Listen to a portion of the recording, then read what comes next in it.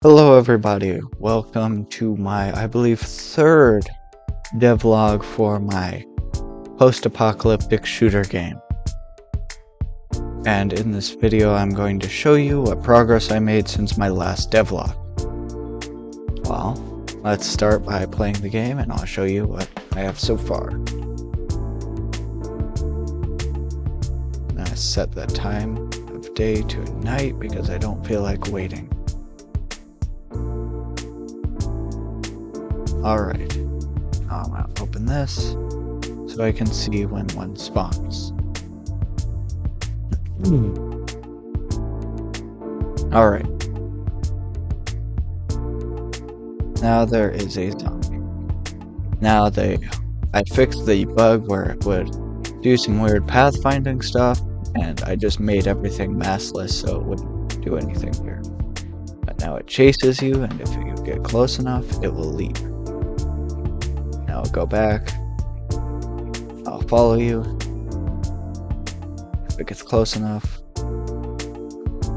at the end of the waypoint it will leave, and if it touches you, it will kill you.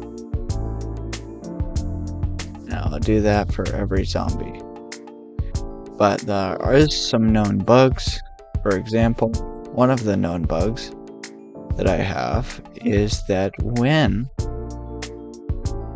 it leaps at you, after it finishes, it will then start leaping in the place where it killed you forever. It won't stop. The second known bug is that after it touches something, it will destroy it. By that I mean it will destroy anything with a humanoid, including zombies. Since zombies have a humanoid, they'll actually be able to kill themselves if they touch each other with an arm. But that's an easy fix. The second one, I have this, what you're seeing right now with it leaping in place a whole bunch. I really don't know how to fix that one. But the other bug, I think I can. The other one, I just need to rename the humanoid to something else. Or something. Like, it wouldn't be hard. But now I'm going to show you the code. So most of it was just getting the pathfinding service to work. And so now gets the players, gets the max distance to find a player, nearest target is equal to nil, and T is also equal to nil, which is the current target. It sounds similar, but there's a reason why they're different. But finding the target, this is what finds the target, and it'll go through the players. The max distance is 65. Nearest target is non-existent. But for every player, it will check the player.character, and if it will set for iPlayer in pairs. If player.character, then local target equals that. Local distance equals the distance. Dot magnitude to find the distance for vector 3s. But if the distance is less than max distance, then it will set the max distance equal to the distance. And the nearest target will be the target.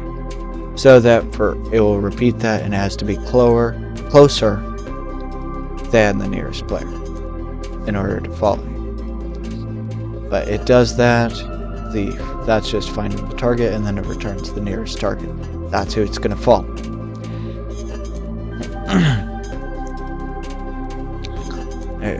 If there's no target, it's just going to pick a random spot on the map, which this map is this size, so it's going to pick a random spot on the map and it's going to walk to that. If that's not true, then it's going to look for T, which in here, it's T is equal to find target, which is going to return the nearest target. It's going to play an animation because I want to be able to change the animation to the running animation. It's going to set the walk speed to faster so that when it sees someone, it's going a little bit faster than normal. and it is going to end it here, so it doesn't go to here.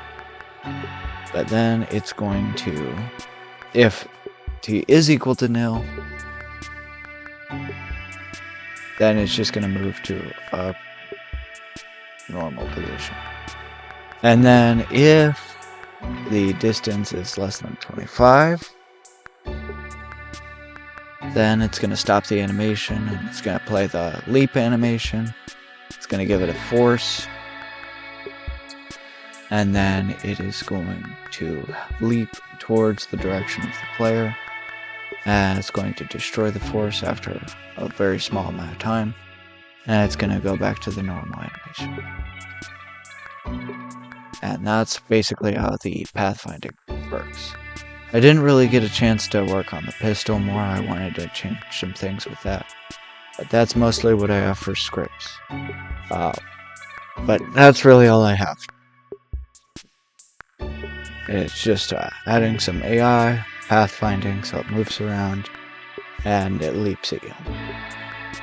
Well, that's all for today's video. I'm going to be posting a second video later today for the new project I'm going to be working on, since the deadline for this is already over.